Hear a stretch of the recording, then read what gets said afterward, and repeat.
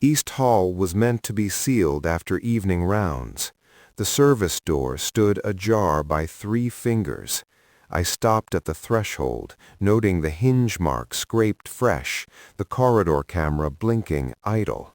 No alarms, no entry logged. I waited, listening to the building breathe. Then a child's voice carried once, thin and controlled, asking for something to stop. The door moved inward. The guard halted at the edge of the light spill, boots aligned with the seam where polished stone met the darker service corridor. East Hall's outer section was supposed to be inert at this hour. No foot traffic, no staff rotations. The palace settled into its night configuration with mechanical certainty, and deviations were recorded, corrected, archived. This one was not. He did not touch the door immediately. He watched it, the narrow opening holding steady, as if the building itself had exhaled and failed to draw breath back in. The overhead strip light hummed at a lower pitch than standard, not faulty, but deliberately dimmed. He checked his wrist display without raising it fully. System time matched the master clock. No alerts, no soft flags. The corridor should not exist in this state. He stepped closer and examined the access panel. The seal indicator was dark. That alone was irregular.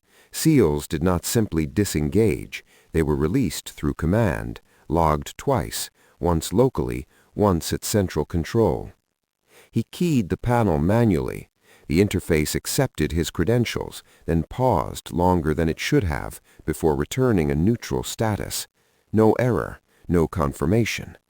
He tried again, this time requesting the access history. The request timed out. The silence around him deepened. East Hall's outer wing absorbed sound differently. The stonework was older, thicker, intended to impress rather than accommodate. His own breathing sounded misplaced.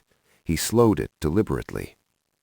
He reached up and touched the hinge side of the door. The metal bore a faint scrape, bright against the matte finish, angled as if something rigid had been levered where it did not belong. Maintenance tools were accounted for. Emergency equipment was sealed separately. He considered stepping back, initiating the report, letting the system reassert itself. That was the safe choice, the correct one. The palace preferred problems that remained abstract. Then he noticed the floor. A thin scuff line crossed the threshold, shallow but distinct, curving inward. Not a cart, too narrow. Something dragged briefly, then lifted. He followed the line with his eyes until it vanished into the darker interior. His earpiece remained quiet. Internal comms were live, but no routine check-ins had passed through in several minutes. That was not impossible. It was unlikely. He placed his palm flat against the door and pushed gently. It moved without resistance, the hinges oiled, silent. The gap widened, releasing a cooler draft that smelled faintly of cleaning solvent and something else, paper perhaps, or old fabric. Inside, the corridor lights were on, but set low, the way they were during inspections, not transit. The first camera dome hung intact, its indicator dark, offline, not destroyed. He stood there longer than training recommended, weighing procedure against proximity. The palace did not reward improvisation. It tolerated it only when outcomes justified the breach. From deeper inside, something shifted. Not footsteps, a soft contact, then stillness. He stepped over the threshold. The door eased shut behind him under its own weighted mechanism, leaving a narrow line of light at the base. He did not override it. An open door announced presence. A closed one invited assumptions. He advanced a measured distance and stopped again, allowing his eyes to adjust. The corridor extended straight for 20 meters before bending toward the main hall. Along the walls, framed tapestries hung slightly askew, their lower corners disturbed. He noted each one without touching them. Nothing here suggested panic. It suggested haste under instruction. He raised his wrist display fully now and attempted a direct line to central control. The request queued, then dissolved into static. Not a full blackout, a selective absence. Someone with clearance had narrowed the channel. He recorded that fact silently. Timestamps would matter later, if later came. The floor beneath his boots changed texture, where stone met a runner carpet meant to dampen sound. The carpet was newer than the surrounding decor, its fibers dense. It showed impressions that had not yet rebounded, a partial heel, a smaller foot turned inward, then corrected. He followed the pattern, keeping to the edge. Halfway down the corridor, he paused beside the first camera. He reached up and rotated the housing just enough to confirm what he already suspected. The lens was covered from inside, not disabled. A privacy shield engaged without logging. Emergency prerogative then, rarely used, rarely questioned. His jaw set, not in anger, but in alignment. The picture forming was coherent now, and coherence carried weight. He advanced to the bend and stopped short, listening. Beyond, East Hall opened into a wider space with higher ceilings and softer acoustics. Sound traveled differently there. He heard nothing at first, then a faint, controlled exhale that did not belong to the building. He did not announce himself. Royal Guard presence was assumed in this wing. Announcing it would serve only those who wished to reposition. He rounded the corner slowly. East Hall lay ahead, its central lights dimmed to a ceremonial glow. A long table stood off-center, not aligned for any scheduled function. One chair had been pulled back, another lay on its side. The disorder was minimal but intentional, as if someone had wanted room to stand. At the far end, near the tall windows draped for night, two figures occupied the space. One stood, posture formal, hands clasped behind their back. The other sat, small against the scale of the room, feet not reaching the floor. The guard did not move closer yet. Distance was information. The standing figure spoke quietly, tone even, words indistinct. The seated figure did not respond. Instead, one hand tightened on the edge of the chair, knuckles paling. The guard felt the familiar pressure settle between his shoulders, the weight of protocol asserting itself. Identification, confirmation, authorization. The steps lined up, orderly, each one buying time. The smaller figure shifted, drawing a breath that caught before it could settle. A sound escaped, not loud, not panicked, but strained, as if shaped to avoid consequence. "Please," the voice said, barely carrying, "please stop." The standing figure stiffened, head turning slightly toward the corridor, alerted by something they could not yet place. The guard stepped forward then, boots contacting the stone with deliberate clarity. "Royal Guard," he said, voice level, carrying just enough authority to fill the space. The standing figure turned fully now, expression composed, already reaching for rank and reason. The child's hand slipped from the chair's edge, falling into their lap. The guard did not wait for the answer before continuing his approach. The guard closed the distance with controlled steps, stopping short of the table. He did not position himself between the standing figure and the child yet. That would escalate too quickly. Instead, he angled his body to keep both in view, shoulders square, hands relaxed but ready. The standing figure's insignia caught the low light, senior administrative rank, not ceremonial, not military, the kind that carried authority through signatures and sealed directives rather than presence. The figure spoke first, tone measured, as if continuing an already approved process. "This corridor is under temporary prerogative," the administrator said. "Your patrol route does not include East Hall at this hour." The guard acknowledged the statement with a slight nod, not agreement, just receipt. His eyes moved briefly to the child, no restraints, no visible marks, but the child's posture was rigid, knees drawn together, chin lowered to avoid eye contact. Training noted such details without naming them. Temporary prerogatives are logged. This one is not. The administrator's expression did not change. "The log will reconcile." That has not occurred. Silence settled again, heavier now. East Hall absorbed the exchange, its tall windows reflecting only darkness. Outside, the grounds were quiet, the kind of quiet maintained by layers of planning. The guard shifted one step closer, enough to be unmistakable. The child's eyes lifted briefly, registering the uniform, the insignia, then dropped again. The movement was small but decisive. The guard marked it. "I am responsible for internal safety, including sensitive corrective measures. Your presence is unnecessary." The wording was precise: corrective, sensitive, terms that lived comfortably in policy documents and nowhere else. The guard activated his internal recorder without looking down. A soft confirmation pulse vibrated against his wrist. He did not announce it.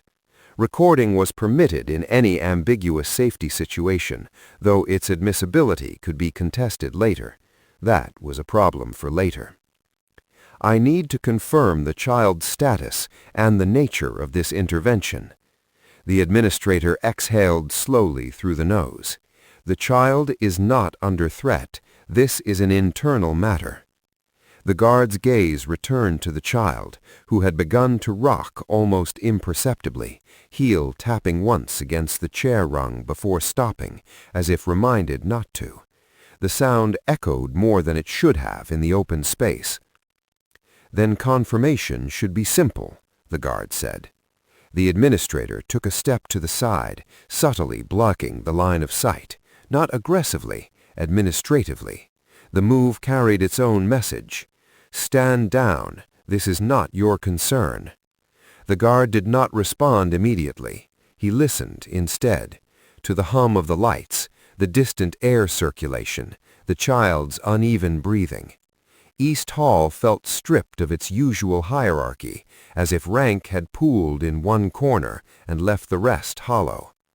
He keyed his wrist display again, this time attempting a broad-spectrum status check. The interface responded with partial data, then froze. He canceled the request before it could log as a failed attempt. Selective isolation, he thought, carefully done. He shifted his stance, placing himself slightly closer to the child's side of the table, not blocking, present. "I can't do that," he said quietly, "not without confirmation." The administrator's eyes hardened, just enough to register irritation. "You are overstepping." He inclined his head again. "I am maintaining coverage." The child's fingers tightened together in their lap. The guard saw the knuckles blanch, then flush. The child did not look up again. Behind him, somewhere deeper in the palace, a door closed. The sound was distant but distinct, and it did not belong to East Hall. The administrator turned slightly, as if listening to something the guard could not hear. An internal channel, perhaps. The pause lasted a fraction too long to be casual. "Step back," the administrator said. "This is your final instruction." The guard did not comply. Instead, he reached into his jacket slowly, deliberately, and withdrew a small identification slate. He held it at chest height, angled so both the administrator and the room cameras, if any were reactivated, could read it. "Time of entry," he said. "Corridor seal compromised. Surveillance disabled without secondary authorization. Child present under duress indicators. I am documenting. The administrator's mouth tightened. You are making this more difficult than it needs to be. The guard lowered the slate, but did not put it away. That is not my intent. The child shifted again, this time drawing their feet back against the chair, heels pressing into the rung as if bracing. The movement scraped softly. The guard stepped closer, enough that his shadow fell across the child's hands. The administrator moved as well, mirroring him, maintaining proximity control. The space between all three narrowed, the air warming slightly from bodies and tension. This process was approved by people above both of us, the administrator said. Approval does not remove my obligation, the guard replied. The administrator's composure cracked, not into anger, but into something colder. You are a guard. Your role is protection from external threat, not internal correction. The guard did not answer immediately. He crouched instead, lowering himself to the child's eye level. He did not touch them. He did not speak to them. He simply placed himself there, steady and visible. The child's breathing stuttered, then slowed marginally. Their eyes flicked to his insignia again, then to his face, searching for something unspoken. He kept his expression neutral. Behind them, the administrator's voice sharpened. Stand up now. The guard remained crouched. He reached down and adjusted the position of the chair slightly, aligning it with the table, restoring a semblance of order. The gesture was small, but deliberate. The child's feet now rested more securely. This session is suspended, pending review. You do not have that authority. I have situational authority, and I am exercising it. The administrator took a step back, then another, as if reassessing. Their hand moved toward their own wrist display. Before they could activate it, the lights in East Hall brightened abruptly, shifting from ceremonial dim to operational white. The change was jarring, flattening shadows, exposing every misplaced object. The administrator froze. The guard straightened slowly, turning to face them fully now. You isolated this wing, he said, but you didn't account for redundancy. From the far end of the hall, the sound of approaching footsteps emerged, measured, professional, more than one set. Internal response, summoned automatically when lighting states changed without schedule alignment. The administrator's jaw worked once. You've escalated this beyond repair. The guard placed himself fully between the administrator and the child now, stance firm, unyielding. That was your choice. The footsteps grew closer. The palace, silent moments before, began to reassert itself. The internal response team entered East Hall without haste. 4 guards, standard formation, eyes moving in practiced arcs. They took in the scene quickly.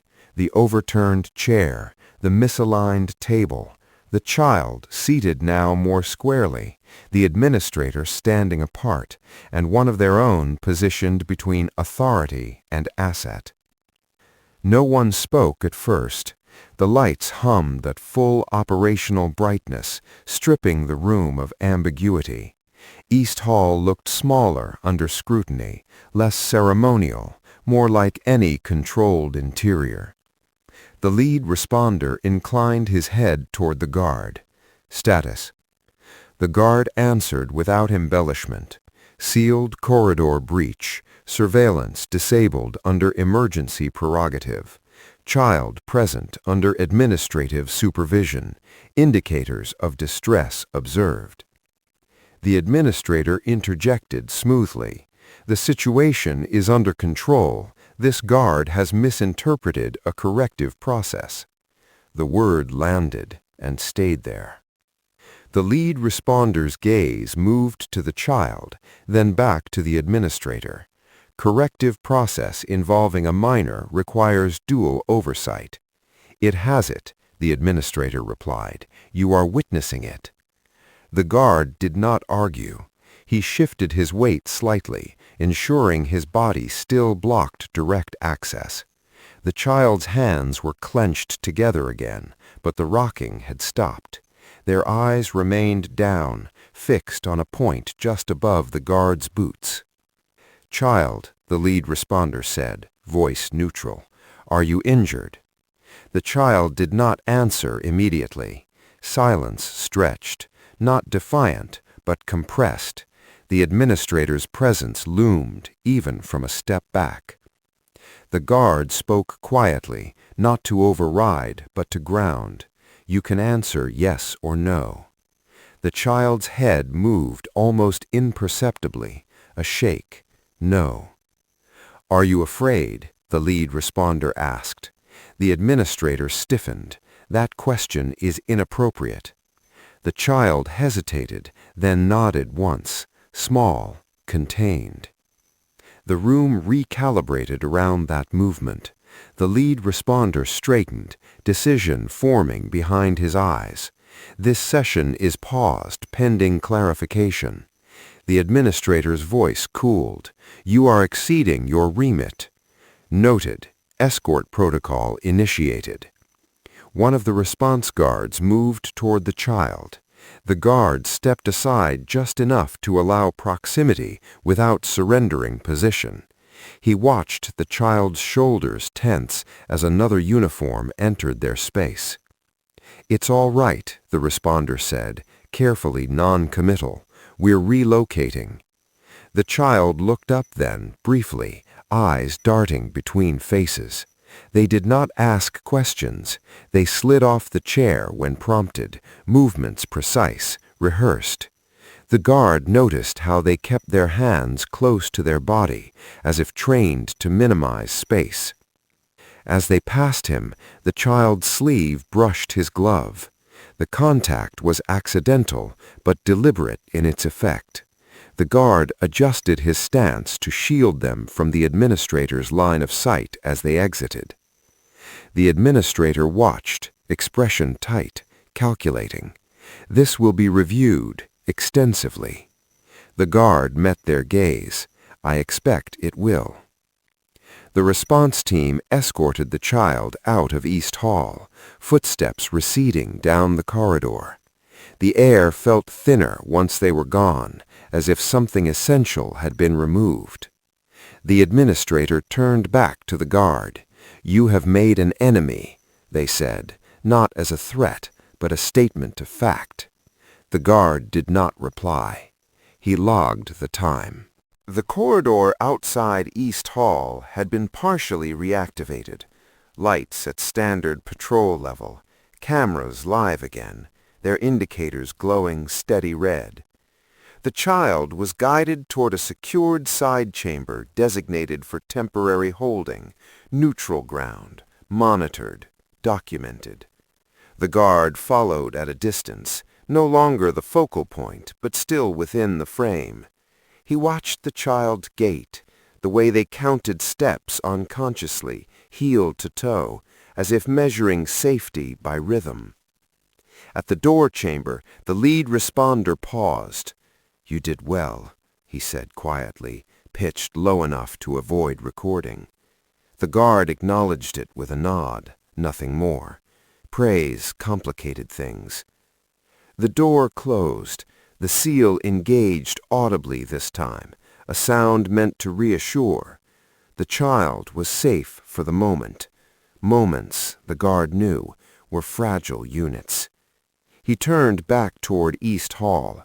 The administrator was already gone. In the aftermath, the palace resumed its routines with practiced indifference. Maintenance staff arrived to realign furniture. A technician reset lighting schedules. A junior officer logged a summary that would later be amended, softened, cross-referenced. The guard returned to his post area and stood at attention while a preliminary statement was taken. He answered questions precisely, no speculation, no adjectives. Yes, the corridor seal was disengaged. No, there was no corresponding log. Yes, the child expressed fear. Yes, I intervened without prior authorization. Each answer settled into the record, immutable once spoken. Hours later, when the palace had fully returned to its nocturnal equilibrium, the guard was summoned to a smaller office overlooking the inner courtyard. Frost traced the window edges. The air smelled faintly of old paper and polish. An inquiry officer sat behind the desk, rank moderate, demeanor neutral. This is not a disciplinary hearing. It is a fact-finding exercise. The guard stood, hands clasped behind his back. Understood. You are aware, the officer continued, that administrative corrective authority exists. I am, the guard replied, and that your role does not typically include assessment of such measures. Yes. The officer folded his hands. Then explain your deviation. The guard considered his words carefully. He did not speak of instinct. He did not speak of morality. The indicators did not align with safety, and the systems designed to verify alignment were deliberately constrained. The officer studied him for a long moment. You realize this may end your advancement. Yes. Outside, the courtyard fountain cycled on, water striking stone in a steady pattern. The palace endured. Protocol adapted. Somewhere else in the building, a child sat under observation, wrapped in a blanket they had not been given earlier, waiting for adults to decide what came next. The guard returned to duty when released, posture unchanged, but the line he had crossed remained, clear and unmoving, etched now into the structure of his service. The summons arrived before dawn, delivered through a secure channel that bypassed routine scheduling. No explanation accompanied it, only a location code and a time that allowed just enough margin to arrive without appearing eager. The guard reached the administrative wing as the palace shifted from night silence to morning restraint. Corridors brightened incrementally. Staff moved with controlled purpose, eyes forward. The events of East Hall had already been absorbed into the institution's deeper layers, where they would be examined, diluted, or repurposed. The room assigned for the meeting was not large, no windows, one table, 3 chairs. The walls were lined with acoustic panels that flattened sound, removing any sense of space beyond the immediate, a deliberate choice. The administrator from East Hall was already seated when the guard entered, not alone. 2 others occupied the remaining chairs, both senior, both familiar by reputation rather than interaction, oversight, legal, internal governance, faces trained to register concern without revealing position.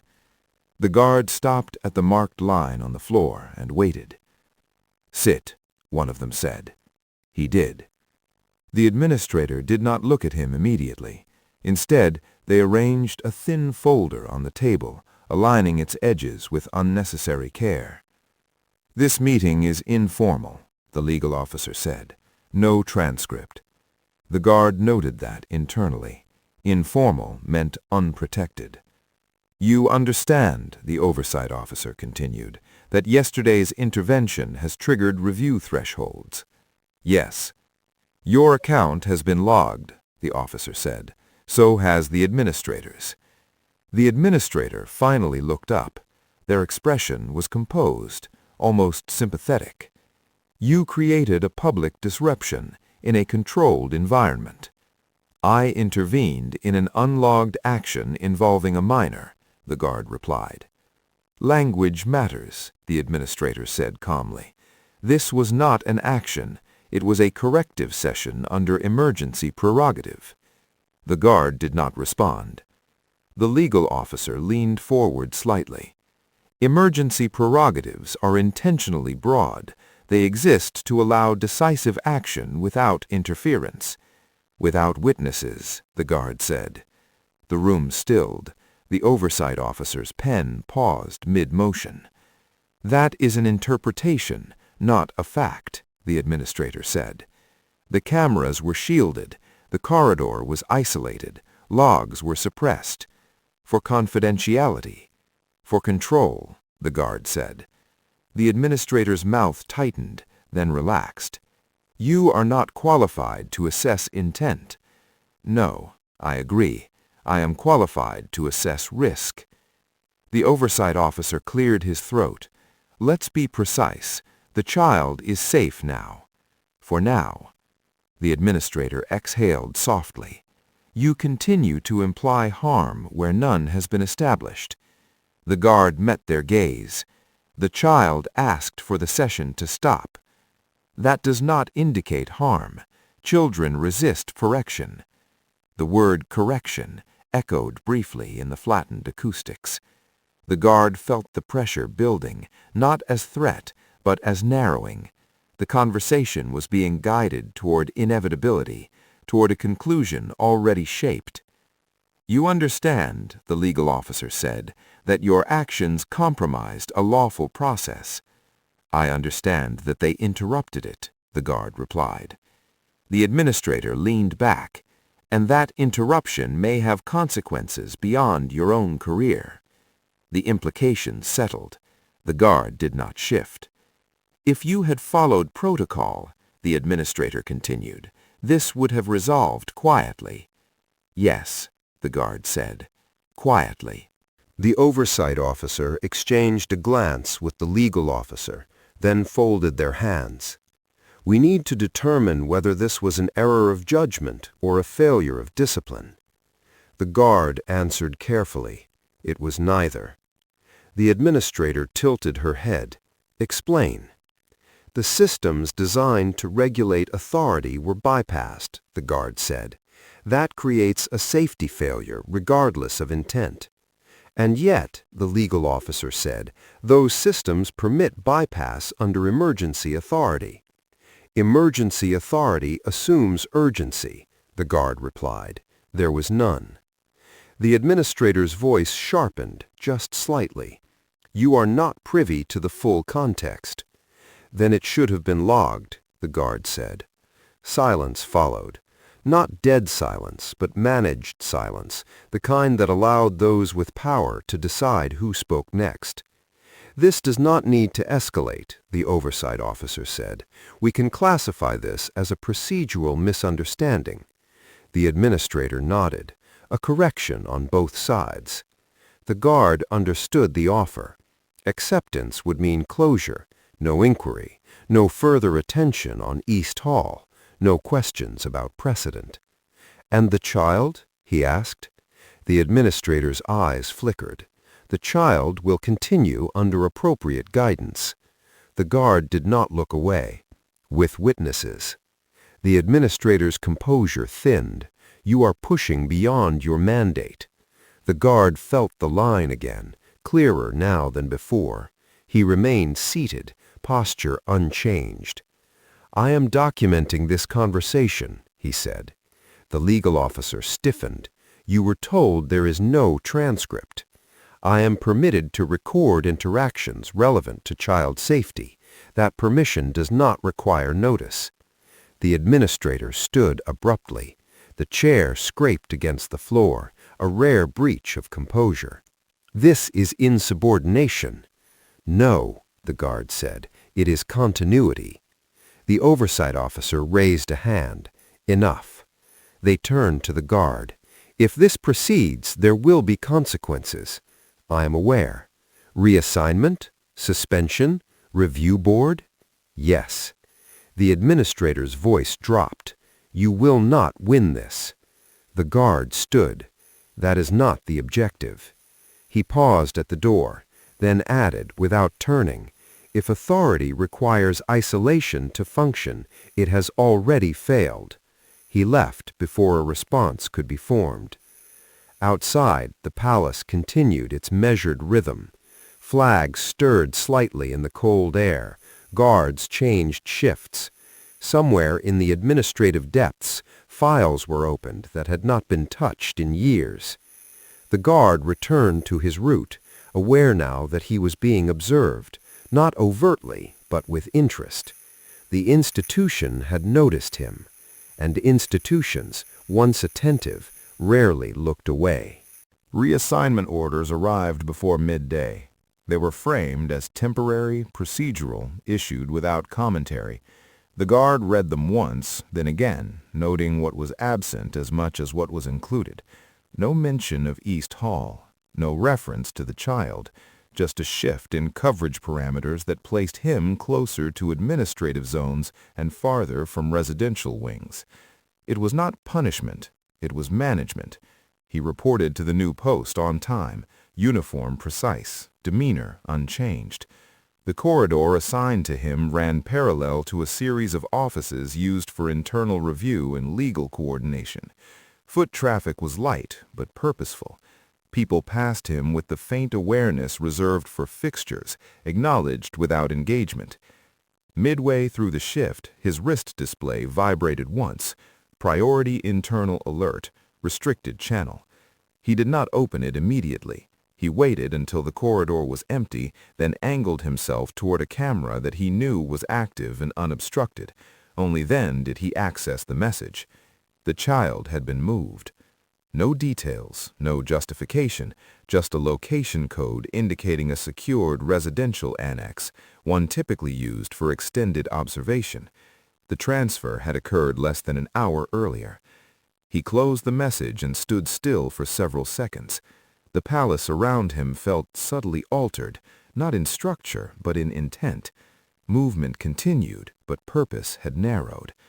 Protocol allowed him to request transfer details. It did not allow him to interfere, not anymore. He resumed his patrol, steps measured, senses attuned. At the far end of the corridor, an office door stood open when it should have been closed. Inside, voices carried, low, controlled. He stopped at the threshold, posture neutral, presence official. "Cannot have him destabilizing the process," one voice said, administrative, familiar. "The optics are manageable," another replied, legal. The guard did not linger. He continued past, logging the open door mentally, noting the time. An hour later, a second message arrived, this one indirect, routed through a systems engineer he had worked with years earlier. It contained no text, only a data packet flagged for deletion after viewing. He accessed it in a maintenance alcove, away from primary corridors.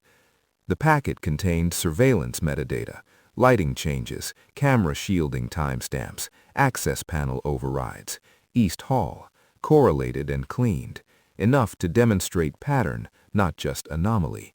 Someone else had noticed. He closed the packet and let it delete itself. The knowledge remained. By late afternoon, pressure began to surface in smaller ways. A delayed acknowledgement on routine checks, a supervisor's glance held half a second too long. Nothing actionable, everything cumulative. At the end of his shift, as he prepared to hand over, a junior guard approached him hesitantly. "Sir," the guard said, "there's a request." "What kind?" The junior swallowed. "Administrative escort. The annex." The line tightened. He accepted the assignment without comment. The annex sat at the edge of the palace complex, architecturally consistent but psychologically distant. Fewer windows, thicker walls, designed to be secure without appearing punitive. The guard arrived with the escort team and took his position near the entry. The air inside was warmer than the main palace, controlled for comfort rather than ceremony. The lighting was softer, diffused. They were led down a short corridor and stopped outside a private room. The administrator stood nearby, hands folded, expression neutral. "You will remain outside," the administrator said. "This is a welfare check." The guard did not respond immediately. He looked at the door. The seal indicator glowed amber, restricted but not locked. Duration, he asked. Brief. The administrator reached for the access panel. The guard spoke then, quietly. I will be present. The administrator's hand paused. That is not required. It is, the guard said, given prior conditions. The administrator turned fully toward him. You are already under review. I am aware. This will worsen your position. The guard held the gaze. The child is alone. A beat passed. The escort team shifted slightly, not intervening, but aware. The administrator exhaled, then keyed the panel. The door opened. Inside, the room was spare but clean. A bed, a desk, a chair. The child sat on the edge of the bed, hands folded, posture too controlled for comfort. They looked up when the door opened, eyes moving quickly between faces. The administrator stepped in. The guard followed, stopping just inside the threshold. This is a check-in, the administrator said, tone softened, to ensure compliance. The child nodded automatically. The guard remained silent, presence deliberate. The administrator turned. You can wait outside. The guard did not move. I will not, he said. The room felt smaller then, its careful neutrality disrupted. The administrator's voice cooled. You are making this explicit. Yes. The child's hands tightened, then loosened, as if responding to an unspoken cue. Their eyes flicked to the guard, then back down. This session ends now, the guard said. Any further interaction will be documented with oversight present. The administrator stared at him. The escort team stood visible through the open door. Cameras in the corridor were active. Witnesses existed now. You are crossing a line, the administrator said. The guard nodded once. I know. The administrator stepped back, lips pressed thin. This will not protect you. The guard's attention remained on the child. It doesn't need to. He waited until the administrator exited the room, then signaled the escort team to remain posted. The door stayed open. The line had been crossed fully now, not in anger, not in haste, but with clarity. And it could not be bent back. Containment began without announcement. It never required one. The annex corridor filled gradually with presence, additional guards rotating in under routine pretenses, supervisors appearing where they normally would not, administrative staff lingering just long enough to be noticed. The palace did not declare a lockdown. It reshaped movement until options narrowed on their own. The guard remained at his post outside the child's room. He did not lean against the wall. He did not pace. He stood with the stillness expected of someone who intended to remain. Inside, the child sat where they had been, back straight, hands folded. They did not speak. They did not cry. The guard noted the absence of sound more than anything else. Silence in this context was not calm. It was compression. A supervisor approached from the far end of the corridor. Senior watch, uniform immaculate, expression carefully neutral. You are out of position, the supervisor said. I am assigned here, the guard replied. Your assignment has been amended. I have not received that amendment. The supervisor hesitated. It's pending confirmation. Then it is not in effect. The exchange drew no audience, yet the corridor seemed to listen. Doors remained closed, but awareness traveled. The supervisor lowered his voice. You're forcing escalation. The guard nodded slightly. Containment is already in progress. The supervisor studied him, perhaps searching for uncertainty. They found none. After a moment, they stepped back, tapping their wrist display. Minutes later, internal response units arrived, not the same as before, heavier presence, more formality. They positioned themselves at either end of the corridor, creating a controlled pocket of space. The lead officer addressed the guard directly. "You are to relinquish position." The guard remained still. "On what grounds?" "Administrative order." "Documented?" The officer hesitated. "Imminent." "Then wait until it arrives." Behind him, the child shifted on the bed. The movement was small but audible. The guard did not turn, but he adjusted his stance, widening it slightly, anchoring himself. The lead officer's jaw tightened. "This does not end well." "It does not end quietly," the guard corrected. A tablet was passed forward. The guard scanned it without touching. "Temporary suspension of active duty, pending review, effective immediately." He looked up. "Suspension does not negate duty of care already engaged." The officer's eyes flicked to the open door, then back. "You're done here." The guard considered the corridor, the assembled personnel, the child behind him. The palace had closed ranks. That was expected. He raised his wrist and activated his recorder openly this time. The confirmation tone sounded louder than it should have.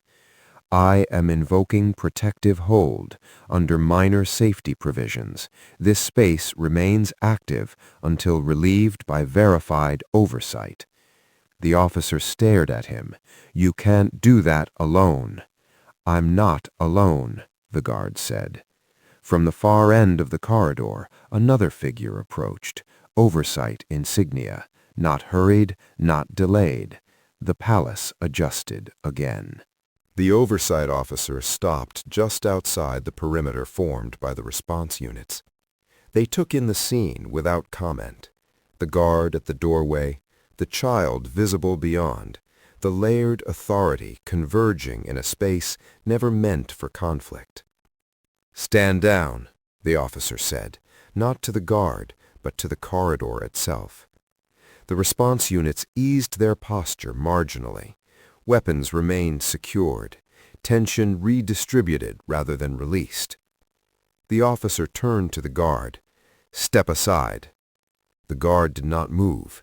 "With respect," he said, "the child remains under protective hold." The officer nodded once. "I am now assuming that hold." The guard considered the insignia, the rank, the procedural legitimacy. He stepped aside slowly, deliberately, ensuring the child remained in view. The officer entered the room alone. The door remained open. The corridor waited. Inside, the officer spoke quietly, too softly for words to carry. The child listened, posture unchanged. After a moment, the officer gestured gently toward the corridor. The child stood, hesitated, then walked out. As they passed the guard, they did not look at him, but they slowed just enough that their sleeve brushed his again. The contact was brief, grounding. They were escorted away, this time not toward isolation, but toward a residential wing with active staff presence and visible oversight. The direction mattered. The corridor began to dissolve. Response units withdrew. Supervisors dispersed. Movement resumed, careful and measured. The guard remained. "You are relieved," the oversight officer said quietly once the corridor cleared. "Effective immediately." "Yes." "You will surrender your badge." The guard unclipped it and placed it in the officer's hand. The weight transfer felt final. "This will go to board. You will not be present." "I understand." The officer studied him. "You understand this may not resolve as you expect." "I don't expect resolution, only containment." The officer nodded, perhaps more to themselves than to him. The guard was escorted out of the annex and through a service corridor that led away from the palace proper. The air grew colder, the lighting less forgiving. At the exit point, the escort stopped. "You're clear to go." The guard stepped outside. The grounds were quiet, frost still clinging to stone. The palace rose behind him, unchanged in silhouette, altered in substance. He stood there for a moment, no longer on duty, no longer inside the system that had defined his movements for years. Containment had held, just long enough. What followed would not be his to control, but the line remained. The inquiry began without ceremony. 3 days after his removal, the guard was summoned to a neutral facility beyond the palace perimeter. No banners, no insignia on the exterior. A place designed to feel temporary, even though decisions made there rarely were. He arrived early, coat buttoned against the cold, posture unchanged. Inside, the air was regulated to a precise neutrality, neither warm nor cold enough to distract. He was escorted to a waiting room furnished sparsely, 1 chair, 1 table, a glass of water untouched by anyone before him. Time passed without markers. When the door finally opened, the guard rose and followed without instruction. The hearing room was larger than expected, arranged in a shallow arc, 7 seats, 5 occupied. Oversight, legal, internal security, administrative ethics. No administrator from East Hall. That absence was deliberate. He stood at the center mark and waited. "This is not a trial," the chair began. "It is an assessment." The guard inclined his head. "You are aware of the allegations," the chair continued. "Unauthorized intervention, refusal to comply with administrative directive, escalation of internal conflict." "Yes." "You are also aware," another member added, "that the child involved has been reassigned permanently." The guard did not react outwardly. "To where?" The chair answered, "A residential wing with rotating staff and external review." That was more than expected. He acknowledged it with a single nod. "Your actions disrupted established authority," the legal member said. "That carries institutional risk." "They prevented isolation," the guard replied. Silence followed, not disapproval, not agreement, but calculation. "You documented extensively, including data you were not formally authorized to possess." "I documented conditions, not conclusions." A security representative leaned forward. "You understand that authority must sometimes act without transparency." "Yes." "And yet you opposed that." "I opposed absence of witness." That phrase lingered. Several members exchanged glances. The chair folded their hands. "You are not accused of malice." "I did not act from it." "No," the chair agreed. "You acted from constraint." That acknowledgment shifted the room. The inquiry was not about punishment now. It was about containment of precedent. "If every guard acted as you did," the legal member said, "operations would become unmanageable."